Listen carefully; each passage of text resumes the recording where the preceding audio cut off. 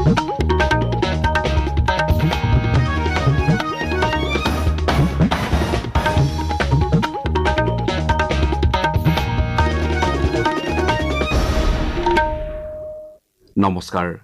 আকাশবাণী গুৱাহাটী কেন্দ্ৰৰ সন্ধিয়াৰ আঞ্চলিক বাতৰি পঢ়িছো পুলক গগৈয়ে আৰু মোৰ সৈতে আছে অনুজা লোপামুদ্ৰা। এতিয়াৰ প্ৰধান বাতৰিসমূহ হ'ল ৰাজস্থানৰ জয়পুৰত আৰক্ষী সঞ্চালক প্ৰধান আৰু মহাপৰিদৰ্শকসকলৰ তিনিদিনীয়া সৰ্বভাৰতীয় সন্মিলন। কাইলৈ সন্মিলনত প্ৰধানমন্ত্ৰী নৰেন্দ্ৰ মোদীৰ অংশগ্ৰহণ। ৰাজ্যৰ পশুপালন খণ্ডটো বাণিজ্যিক উদ্যোগৰ দৰে অগ্ৰসৰ হ'বলৈ ধৰিছে বুলি পশুপালন আৰু পশু চিকিৎসা মন্ত্ৰী অতুল বৰাৰ প্ৰকাশ। অসম লোকসেৱা আয়োগৰ পৰীক্ষাত অনিয়মেৰে উত্তীৰ্ণ হোৱা গোচৰত আজি বিশেষ তদন্তকাৰী গোটৰ 3জন ৰাজপত্ৰিত বিষয়াক জেৰা। প্ৰধানমন্ত্ৰীৰ পৰীক্ষা সম্পৰ্কীয় মত বিনিময় অনুষ্ঠান পৰীক্ষা পে চৰ্চাত অংশগ্ৰহণৰ বাবে মাই গভ পৰ্টেলত 1 কোটিতকৈও অধিক শিক্ষাৰ্থীয়ে পঞ্জীয়ন কৰা বুলি কেন্দ্ৰীয় শিক্ষা মন্ত্ৰালয়ৰ প্ৰকাশ। আৰু ভাৰত আৰু অষ্ট্ৰেলিয়াৰ মাজত মহিলাৰ T20 ক্ৰিকেটৰ 3খনীয়া শৃংখলাৰ প্ৰথমখন খেল খন্তেক পাছতে মুম্বাইত আৰম্ভ। এতিয়া শুনক বিতং বাতৰি। জয়পুৰৰ ৰাজস্থানৰ আন্তঃৰাষ্ট্ৰীয় কেন্দ্ৰত আজিৰে পৰা 3দিনীয়া কাৰ্যসূচীৰে আৰক্ষী সঞ্চালক প্ৰধান আৰু মহাপৰিদৰ্শকসকলৰ সৰ্বভাৰতীয় সন্মিলন অনুষ্ঠিত হৈছে। কেন্দ্ৰীয় গৃহমন্ত্ৰী অমিত শ্বাহে এই বৈঠকৰ উদ্বোধনী সত্ৰত উপস্থিত থাকে। উল্লেখযোগ্য যে প্ৰধানমন্ত্ৰী নৰেন্দ্ৰ মোদীয়ে কাইলৈ আৰু পৰহিলৈ সন্মিলনখনত অংশগ্ৰহণ কৰিব। সন্মিলনত চাইবাৰ অপৰাধ, প্ৰযুক্তি, সন্ত্ৰাসবাদ প্ৰতিৰোধী প্ৰত্যাহ্বান, বাওঁপন্থী উগ্ৰবাদ, কাৰাগাৰৰ সংস্কাৰকে ধৰি আৰক্ষী ব্যৱস্থা আৰু অভ্যন্তৰীণ নিৰাপত্তাৰ বিভিন্ন বিষয় লৈ আলোচনা কৰা হ'ব। সন্মিলনৰ কাৰ্যসূচীত নতুন ফৌজদাৰী আইন ৰূপায়ণৰ বিশদ পৰিকল্পনাৰ বিষয়টোকো স্থান দিয়া হৈছে। কৃত্ৰিম বুদ্ধিমত্তা, ডিপফেকৰ দৰে নতুন প্ৰযুক্তিয়ে কঢ়িয়াই অনা প্ৰত্যাহ্বান আৰু এনে প্ৰত্যাহ্বানৰ সন্মুখীন হোৱাৰ উপায় সম্পৰ্কেও সন্মিলনত আলোচনা কৰা হ'ব। গৃহমন্ত্ৰী অমিত শ্বাহ, ৰাষ্ট্ৰীয় সুৰক্ষা উপদেষ্টা, কেন্দ্ৰীয় গৃহ ৰাজ্যমন্ত্ৰী আৰু জ্যেষ্ঠ বিষয়াসকল এই বৈঠকত উপস্থিত থাকিব। উল্লেখযোগ্য যে প্ৰধানমন্ত্ৰী মোদী আজি জয়পুৰত উপস্থিত হৈ সন্ধিয়া ভাগত দলৰ ৰাজ্যিক মুখ্য কাৰ্যালয়ত বিজেপিৰ নেতা কৰ্মীসকলৰ সৈতে এখন বৈঠকত মিলিত হ'ব। ৰাজ্যৰ পশুপালন খণ্ডটো বাণিজ্যিক উদ্যোগৰ দৰে অগ্ৰসৰ হ'বলৈ ধৰিছে। অধিকাংশ যুৱক যুৱতীক পশুপালনত এটা সফল বৃত্তি হিচাপে আকৰ্ষিত কৰাব পাৰিলে অসমৰ পশুধন খণ্ডই অনন্য বাণিজ্যিক স্তৰলৈ যাব। ৰাজ্যৰ পশুপালন আৰু পশু চিকিৎসা বিভাগৰ মন্ত্ৰী অতুল বৰাই আজি গুৱাহাটীৰ খানাপাৰাত আয়োজিত ৪ৰ্থ পশুধন আৰু হাঁহ কুকুৰা মেলা 2024ৰ উদ্বোধনী অনুষ্ঠানত অংশগ্ৰহণ কৰি এই কথা প্ৰকাশ কৰে। তেওঁ কয় যে অসমৰ মুঠ জনমূৰি আয়লৈ পশুপালন খণ্ডৰ অৱদান 7% হোৱাটোৱে বিকাশৰ ক্ষেত্ৰত এই খণ্ডই গ্ৰহণ কৰা ভূমিকা সাব্যস্ত কৰে। পশুপালন খণ্ডত বিশেষ পাৰদৰ্শিতা দেখুৱাই বিভিন্নজনে অসম গৌৰৱৰ দৰে সন্মানীয় স্বীকৃতি লাভ কৰিছে বুলি তেওঁ নতুন প্ৰজন্মক পশুপালনৰ প্ৰতি আগবাঢ়ি আহিবলৈ আহ্বান জনায়। মন্ত্ৰীগৰাকীয়ে বাণিজ্যিক পশুপালনৰ প্ৰতি উৎসাহ যোগোৱা আৰু পশুপালন খণ্ডৰ শেহতীয়া প্ৰযুক্তি, জ্ঞান, বজাৰ তথা বিভিন্ন আঁচনিৰ সৈতে আমাৰ পশুপালক আৰু উদ্যোগীসকলক পৰিচিত কৰাৰ প্ৰয়োজনীয়তাৰ ওপৰত গুৰুত্ব আৰোপ কৰে। প্ৰসংগক্ৰমে তেওঁ কয় যে মুখ্যমন্ত্ৰী সমগ্ৰ গ্ৰাম্য উন্নয়ন যোজনাৰ দৰে আঁচনিৰ উপৰিও ৰাজ্য চৰকাৰৰ আন বহুকেইখন আঁচনিৰ জৰিয়তে মুখ্যমন্ত্ৰী ডঃ হিমন্ত বিশ্ব শৰ্মাৰ দিক নিৰ্দেশনাত কৃষি, পশুপালন, পশু চিকিৎসা, দুগ্ধ উন্নয়ন আদি দিশসমূহত বিশেষ অগ্ৰাধিকাৰ দিয়া হৈছে। আজিৰ উদ্বোধনী অনুষ্ঠানত ছিকিমৰ মন্ত্ৰী লোকনাথ শৰ্মা, সাংসদ কুইন ওজা, পবিত্ৰ মাৰ্ঘেৰিটা, বিধায়ক ৰমেন্দ্ৰ নাৰায়ণ কলিতা, অসম পশুধন আৰু হাঁহ কুকুৰা উন্নয়ন নিগমৰ অধ্যক্ষ মনোজ শইকীয়া, উপাধ্যক্ষ পৰেশ বৰকটকীকে ধৰি বহু ব্যক্তি উপস্থিত আছিল। মুখ্যমন্ত্ৰী ডঃ হিমন্ত বিশ্ব শৰ্মাৰ নেতৃত্বাধীন চৰকাৰে ৰাজ্যৰ শৈক্ষিক খণ্ডৰ উন্নয়নৰ বাবে অহৰহ প্ৰচেষ্টা অব্যাহত ৰাখিছে। শিক্ষামন্ত্ৰী ডঃ ৰণোজ পেগুৱে আজি গুণোৎসৱ উপলক্ষে শিৱসাগৰ চৰকাৰী উচ্চতৰ মাধ্যমিক বহুমুখী বিদ্যালয়ত উপস্থিত হৈ শৈক্ষিক প্ৰণালীৰ পৰ্যালোচনা কৰি এই কথা প্ৰকাশ কৰে। মন্ত্ৰীগৰাকীয়ে বিদ্যালয়ৰ শিক্ষক, শিক্ষয়িত্ৰী আৰু ছাত্ৰ ছাত্ৰীসকলৰ সৈতে মত বিনিময় কৰি এই গুণোৎসৱ সফলতাৰে সম্পন্ন কৰিবলৈ সকলোৰে প্ৰতি আহ্বান জনায়। উল্লেখযোগ্য যে ৰাজ্যৰ 10খন জিলাত বিদ্যালয়সমূহৰ মূল্যায়ন আৰু পাঠদান শিক্ষণ প্ৰক্ৰিয়া অধিক ফলপ্ৰসূ কৰি তোলাৰ বাবে প্ৰথম পৰ্যায়ৰ গুণোৎসৱ অনুষ্ঠিত হৈছে। ইয়াৰ অংশ হিচাপে শিক্ষামন্ত্ৰী ডঃ ৰণোজ পেগুৱে শিৱসাগৰৰ বেজবৰুৱা উচ্চতৰ মাধ্যমিক বিদ্যালয়ৰ লগতে 1840 চনত প্ৰতিষ্ঠা কৰা ঐতিহ্যমণ্ডিত শিৱসাগৰ মধ্য অসমীয়া বিদ্যালয় পৰিদৰ্শন কৰি শিক্ষক, শিক্ষয়িত্ৰী, ছাত্ৰ ছাত্ৰীৰ সৈতে মত বিনিময় কৰে। মন্ত্ৰীগৰাকীয়ে গুণোৎসৱৰ সৈতে জড়িত সকলোকে আন্তৰিকতাৰে নিজৰ দায়িত্ব পালন কৰিবলৈ আহ্বান জনায়। ভ্ৰমণৰ অংশ হিচাপে শিক্ষামন্ত্ৰী ডঃ পেগুৱে ডিমৌ শিক্ষাখণ্ডৰ অন্তৰ্গত লক্ষ্মীনাথ বেজবৰুৱা শিশু ভৱন প্ৰাথমিক বিদ্যালয় পৰিদৰ্শন কৰে। স্বাস্থ্যমন্ত্ৰী কেশৱ মহন্তই আজি গুণোৎসৱ 2024 প্ৰথম পৰ্যায়ৰ অংশ হিচাপে জখলাবন্ধা উচ্চতৰ মাধ্যমিক বিদ্যালয়ত বৰ্হি মূল্যায়ক হিচাপে পৰিদৰ্শন কৰে। তেওঁ বিদ্যালয়খনৰ শৈক্ষিক বাতাবৰণ আন্তঃগাঁথনি নিৰীক্ষণ কৰাৰ লগতে শিক্ষক শিক্ষয়িত্ৰী আৰু শিক্ষাৰ্থীসকলৰ সৈতে মত বিনিময় কৰে। ইয়াৰ পাছতে মন্ত্ৰীগৰাকী কুঁৱৰীটোল উচ্চতৰ মাধ্যমিক বিদ্যালয়ত চলি থকা গুণোৎসৱ কাৰ্যসূচীৰো বুজ লয়। অসম লোকসেৱা আয়োগৰ পৰীক্ষাত অনিয়মেৰে উত্তীৰ্ণ হোৱাৰ গোচৰত আজি বিশেষ তদন্তকাৰী গোটে 3জনকৈ ৰাজপত্ৰিত বিষয়াক জেৰা কৰে। বিষয়া 3গৰাকী হৈছে অসম আৰক্ষী সেৱাৰ বিষয়া অনল জ্যোতি দাস, অসম অসামৰিক বিষয়া ধ্ৰুৱজ্যোতি হাতীবৰুৱা আৰু নিলম্বিত উপ আৰক্ষী অধীক্ষক পুষ্কল গগৈ। বিশেষ তদন্তকাৰী গোটে জাৰি কৰা জাননীৰ ভিত্তিত তেওঁলোক গুৱাহাটী উলুবাৰী অপৰাধ অনুসন্ধান বিভাগৰ কাৰ্যালয়ত উপস্থিত হোৱাৰ পাছত বিশেষ তদন্তকাৰী গোটে দাস আৰু হাতীবৰুৱাক দীৰ্ঘ সময় ধৰি জেৰা চলায়। দুয়োগৰাকী বিষয়াক সোধা পোছাৰ পাছতে নিলম্বিত আৰক্ষী অধীক্ষক গগৈ কাৰ্যালয়টোত উপস্থিত হয়। উল্লেখযোগ্য যে বিশেষ তদন্তকাৰী গোটে অহা 16 জানুৱাৰীতে হাজিৰ হ'বলৈ জাননী জাৰি কৰিছিল। কিন্তু কেইমাহমান পূৰ্বে বজালিত চুপাৰী বেপাৰীৰ ধন দাবীৰ গোচৰত গ্ৰেপ্তাৰ হোৱা গগৈ আজিয়ে তদন্তকাৰী গোটৰ সন্মুখত উপস্থিত হয়। ৰাজ্যৰ তদাৰকী আৰু দুৰ্নীতি নিবাৰক সঞ্চালকালয়ে আজি গোৱালপাৰা জিলাৰ কৃষি বিষয়া বুদ্ধেশ্বৰ দাসক তেওঁৰ কাৰ্যালয়তে উৎকোচ লৈ থকাৰ অৱস্থাত হাতেলোতে ধৰা পেলায়। বিভাগৰ এখন অনাদায় বিল আদায়ৰ বাবে এজন লোকৰ পৰা ধন দাবী কৰা বিষয়াগৰাকীক লোকজনৰ অভিযোগৰ ভিত্তিত দুৰ্নীতি নিবাৰক শাখাই আটক কৰে। ইয়াৰ পূৰ্বে তদাৰকী আৰু দুৰ্নীতি নিবাৰক সঞ্চালকালয়ৰ আন এটা গোটে কামৰূপ জিলাৰ চমৰীয়া ৰাজচক্ৰৰ চক্ৰ বিষয়া কাৰ্যালয়ৰ পৰিদৰ্শক কানংগু প্ৰদীপ কলিতাকো মাটিৰ পট্টাত নাম শুধৰণিৰ বাবে উৎকোচ লৈ থকাৰ অৱস্থাত কৰায়ত্ব কৰে।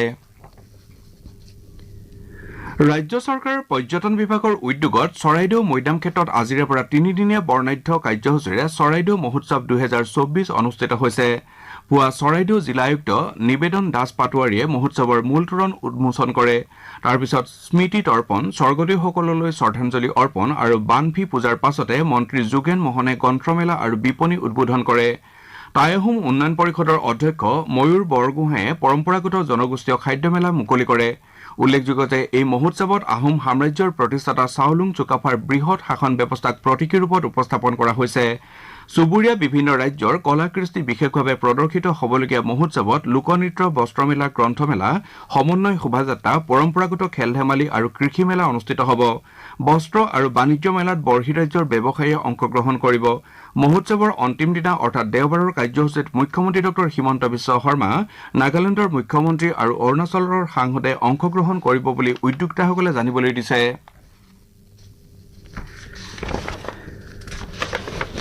কেন্দ্ৰীয় কেবিনেটে অযোধ্যাৰ বিমানবন্দৰক আন্তঃৰাষ্ট্ৰীয় বিমানবন্দৰৰূপে স্বীকৃতি প্ৰদান কৰা আৰু ইয়াক মহৰ্ষি বাল্মীকি আন্তঃৰাষ্ট্ৰীয় বিমানবন্দৰ অযোধ্যা ধামৰূপে নামকৰণ কৰাৰ প্ৰস্তাৱত অনুমোদন জনাইছে। অৰ্থনৈতিক ক্ষেত্ৰত আৰু বিশ্ব প্ৰসিদ্ধ তীৰ্থস্থানৰূপে পৰিগণিত হোৱাৰ প্ৰচুৰ সম্ভাৱনা থকা অযোধ্যাৰ বিমানবন্দৰে আন্তঃৰাষ্ট্ৰীয় স্বীকৃতি লাভ কৰাটো অতিকৈ গুৰুত্বপূৰ্ণ বুলি বিবেচিত হৈছে। উল্লেখযোগ্য যে ৰামায়ণৰ ৰচয়িতা মহৰ্ষি বাল্মীকিৰ প্ৰতি শ্ৰদ্ধাঞ্জলি জ্ঞাপন কৰি এই বিমানবন্দৰৰ নামকৰণ কৰা হৈছে। আপোনালোকে সন্ধিয়াৰ আঞ্চলিক বাতৰি শুনিছে আকাশবাণী গুৱাহাটী কেন্দ্ৰৰ পৰা। এতিয়া পৰৱৰ্তী বাতৰি শুনক অনুজা লোপামুদ্ৰাৰ পৰা। প্ৰধানমন্ত্ৰীৰ পৰীক্ষা সম্পৰ্কীয় মত বিনিময় অনুষ্ঠান পৰীক্ষা পে চৰ্চাত অংশগ্ৰহণৰ বাবে মাই গভ পৰ্টেলত 1 কোটিতকৈও অধিক লোকে পঞ্জীয়ন কৰা বুলি কেন্দ্ৰীয় শিক্ষা মন্ত্ৰালয়ে এটা বিবৃতিযোগে প্ৰকাশ কৰিছে। পৰীক্ষা পে চৰ্চাৰ 7ম সংস্কৰণ চলিত মাহৰ 29 তাৰিখে নতুন দিল্লীৰ ভাৰত মণ্ডপমত অনুষ্ঠিত হ'ব। এই বছৰ 4,000ৰো অধিক অংশগ্ৰহণকাৰীয়ে প্ৰধানমন্ত্ৰীৰ সৈতে কথোপকথনত ভাগ ল'ব বুলি মন্ত্ৰালয়ে বিবৃতিটোত উল্লেখ কৰিছে। উল্লেখযোগ্য যে প্ৰধানমন্ত্ৰী নৰেন্দ্ৰ মোদীৰ পৰিকল্পনাৰ এই অনন্য কথোপকথন অনুষ্ঠানত দেশ বিদেশৰ শিক্ষাৰ্থী, অভিভাৱক আৰু শিক্ষক শিক্ষয়িত্ৰীসকলে অংশগ্ৰহণ কৰে। জীৱনক উৎসৱৰ দৰে উদযাপন কৰাৰ দৃষ্টিভংগীৰে পৰীক্ষাৰ ফলত ছাত্ৰ ছাত্ৰীৰ মনত উদ্ভৱ হোৱা চাপ দূৰ কৰাৰ উদ্দেশ্যে প্ৰধানমন্ত্ৰীগৰাকীয়ে 2018 চনৰে পৰা পৰীক্ষা পে চৰ্চাত অংশগ্ৰহণ কৰি আহিছে। সমাগত লোকসভা নিৰ্বাচনৰ প্ৰতি লক্ষ্য ৰাখি ৰাজ্যৰ নিৰ্বাচনী বিভাগে ভোটাৰ সজাগতাৰ বাবে বিশেষ কাৰ্যসূচী গ্ৰহণ কৰিছে। ডিব্ৰুগড় জিলাৰ নিৰ্বাচনী বিষয়াৰ কাৰ্যালয়ৰ উদ্যোগত আজি জিলাখনৰ 6টা বিধানসভা সমষ্টিত সজাগতাৰ বাবে 6খন ইভিএমৰ প্ৰদৰ্শনমূলক ভ্ৰাম্যমাণ বাহন মুকলি কৰা হয়। জিলা আয়ুক্ত বিক্ৰম কৈৰীয়ে এই 6খন ভ্ৰাম্যমাণ বাহন পতাকা জোকাৰি শুভাৰম্ভ কৰাৰ লগতে আয়ুক্তৰ কাৰ্যালয় চৌহদত স্থাপন কৰা এটা ইভিএম প্ৰদৰ্শন কেন্দ্ৰ মুকলি কৰে।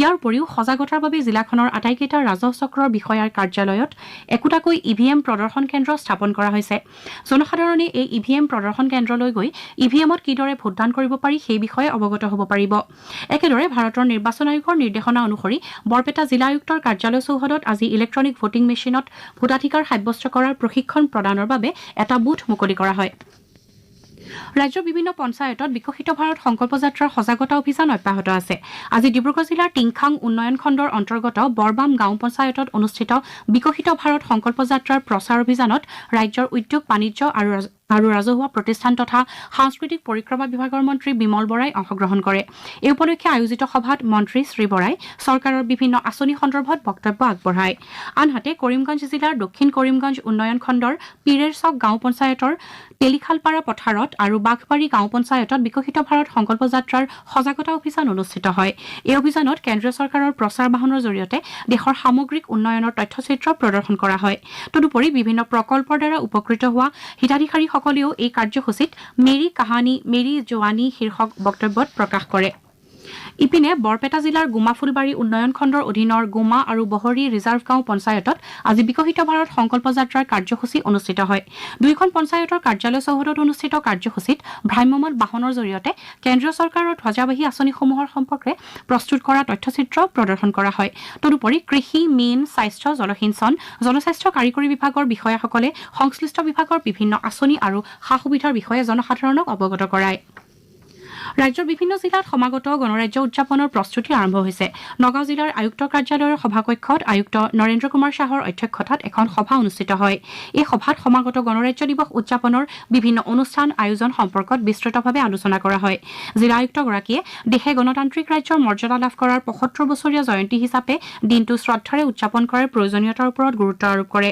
সভাত উপস্থিত থাকি জিলা আৰক্ষী অধীক্ষক নৱনীত মহন্তক আইন শৃংখলা বজাই ৰখাৰ ক্ষেত্ৰত নিৰাপত্তা বাহিনীক সহযোগিতা আগবঢ়াবলৈ আহ্বান জনায় চৰাইদেউ জিলা আয়ুক্ত নিবেদন দাস পাটোৱাৰীৰ অধ্যক্ষতাত জিলাখনত সমাগত গণৰাজ্য দিৱস উদযাপনৰ প্ৰস্তুতি সম্পৰ্কত আলোচনা কৰা হয় সভাত জিলা আয়ুক্তগৰাকীয়ে গণৰাজ্য উদযাপন সন্দৰ্ভত বিভিন্ন বিভাগৰ দায়িত্ব আৰু কৰ্তব্যৰ বিষয়ে বিস্তাৰিতভাৱে অৱগত কৰি এই ক্ষেত্ৰত গ্ৰহণ কৰিবলগীয়া প্ৰস্তুতি নিয়াৰিকৈ চলাই যাবলৈ আহ্বান জনায়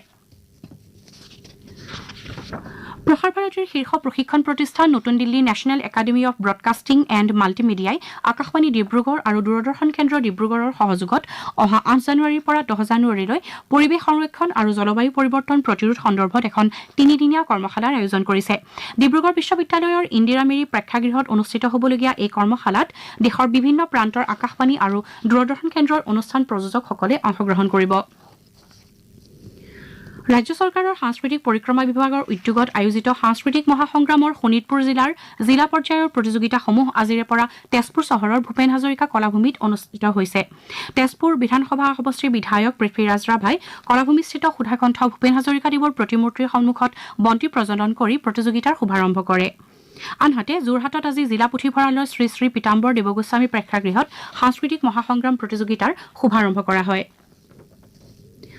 ডিব্ৰুগড় জিলা পৰিবহণ বিভাগৰ উদ্যোগত আজি পথ সুৰক্ষা তথা দুৰ্ঘটনা ৰোধৰ ক্ষেত্ৰত জনসাধাৰণৰ মাজত সজাগতা অনাৰ বাবে বিশেষ কাৰ্যসূচী গ্ৰহণ কৰা হয় কাৰ্যসূচীৰ অংশ হিচাপে আজি জিলা পৰিবহণ বিভাগে বকুল উচ্চতৰ মাধ্যমিক বিদ্যালয়ৰ ছাত্ৰ ছাত্ৰীৰ মাজত পথ সুৰক্ষা সম্বন্ধীয় এখন সজাগতা সভা অনুষ্ঠিত কৰে সভাত শিক্ষক শিক্ষয়িত্ৰী ছাত্ৰ ছাত্ৰী অভিভাৱকৰ লগতে ভালেমান স্থানীয় লোক উপস্থিত থাকে ৰাজ্যৰ বিশিষ্ট প্ৰবীণ সাংবাদিক যদু কাকতিৰ বিয়োগত মুখ্যমন্ত্ৰী ডক্টৰ হিমন্ত বিশ্ব শৰ্মাই গভীৰ শোক প্ৰকাশ কৰাৰ লগতে শোকসন্তপ্ত পৰিয়াললৈ গভীৰ সমবেদনা জ্ঞাপন কৰে ৬০ দশকৰ পৰা সুদীৰ্ঘকাল সংবাদ সেৱাৰ সৈতে জড়িত থকা কাকতিৰ বিয়োগ সংবাদ জগতৰ বাবে অপূৰণীয় ক্ষতি বুলি ডক্টৰ শৰ্মাই প্ৰকাশ কৰে উল্লেখযোগ্য যে যোৱা নিশা ১:৩০ বজাত গুৱাহাটী চিকিৎসা মহাবিদ্যালয় হাস্পতালত ৯২ বছৰ বয়সত তেওঁ শেষ নিশ্বাস ত্যাগ কৰে তেখেতৰ অন্ত্যেষ্টিক্ৰিয়া আজি গুৱাহাটীৰ নৱগ্ৰহ শ্মশানত সম্পন্ন কৰা হয়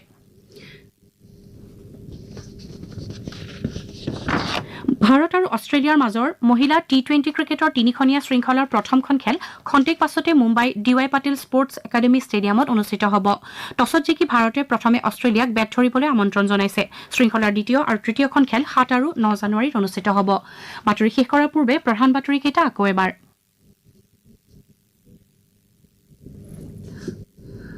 ৰাজস্থানৰ জয়পুৰত আৰক্ষী সঞ্চালক প্ৰধান আৰু মহাপৰিদৰ্শকসকলৰ ৩-দিনীয়া সৰ্বভাৰতীয় সন্মিলন কাইলৈ সন্মিলনত প্ৰধানমন্ত্ৰী নৰেন্দ্ৰ মোদীৰ অংশগ্ৰহণ ৰাজ্যৰ পশুপালন খণ্ডটো বাণিজ্যিক উদ্যোগৰ দৰে অগ্ৰসৰ হ'বলৈ ধৰিছে বুলি পশুপালন আৰু পশু চিকিৎসা মন্ত্ৰী অতুল বৰাৰ প্ৰকাশ অসম লোকসেৱা আয়োগৰ পৰীক্ষাত অনিয়মেৰে উত্তীৰ্ণ হোৱাৰ গোচৰত আজি বিশেষ তদন্তকাৰী গোটৰ 3জন ৰাজপত্ৰিত বিষয়াক জেৰা প্ৰধানমন্ত্ৰীৰ পৰীক্ষা সম্পৰ্কীয় মত বিনিময় অনুষ্ঠান পৰীক্ষা পে চৰ্চাত অংশগ্ৰহণৰ বাবে মাইগভ পৰ্টেলত 1 কোটিতকৈও অধিক লোকে পঞ্জীয়ন কৰা বুলি কেন্দ্ৰীয় শিক্ষা মন্ত্ৰালয়ৰ প্ৰকাশ